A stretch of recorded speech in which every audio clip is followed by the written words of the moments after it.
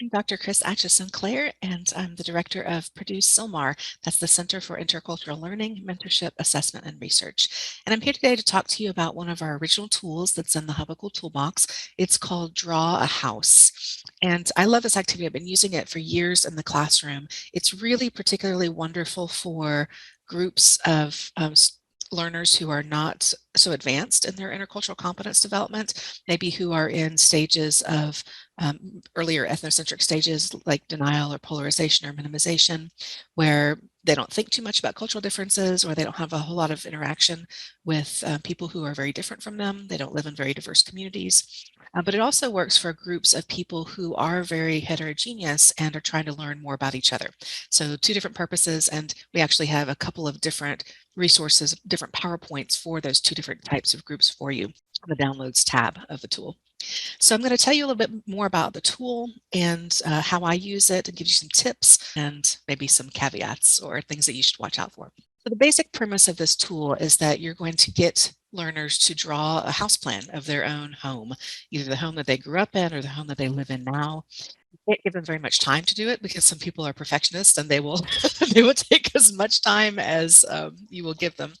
Others will get bored if you give them too much time. So I usually give them 4 to 5 minutes to draw a house plan. And you want to, if you're doing it in person, you can actually provide them with paper, with crayons or markers if you want them colorful, or you might ask them to prepare ahead of time by bringing materials to use for this activity. If you're doing it online, likewise, you would need to ask them to prepare and have those materials on hand in order to participate in the activity. So you can find out more about the instructions and how to facilitate the activity in the lesson plan. That's also in the Downloads tab for this tool. But just to give you a brief overview, after learners draw their house, there's a set of discussion questions, and you can put them in pairs or small groups to discuss at first, or you can just do a whole group debriefing. But you really want to get learners to think about the similarities and the differences between the house that they drew and the floor plan or the house that others drew. And even moving beyond those similarities and differences that can be sort of superficial, because we're basically talking about architectural details and the arrangement of space. The whole point of this exercise is to dig as deep as possible and think about what are the cultural factors that are motivating those choices and those trends that we see in particular cultures about how people arrange the space that they live in. So things like size, what is that dependent on? Purposes for rooms and who does what in what rooms. A lot of that is driven by cultural norms and the ways that people tend to interact with each other in those cultural spaces. So if you go to the Downloads tab, you'll notice not only lesson plan, but two different PowerPoints. One is for groups that are more heterogeneous. And in these cases, you can really use the experience that different participants are bringing to the table, because they each are going to have, their own take on what a house is like and why a house should be that way. And they can share with each other and really get to know each other, but also learn from each other, culturally speaking.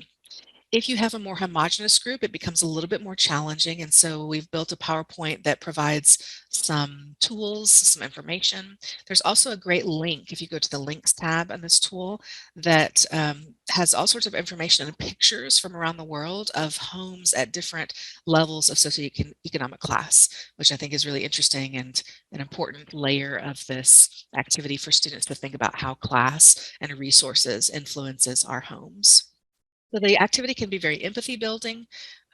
One thing to watch out for is that you don't want to, if you have a small number of the group who are very different from the majority of the group, there's the potential always in cases like this for people to feel marginalized or very different from the norm. So you might take care not to point people out as representative of their cultural groups, not to put people on the spot and make them feel like they need to share when they may not feel comfortable doing so.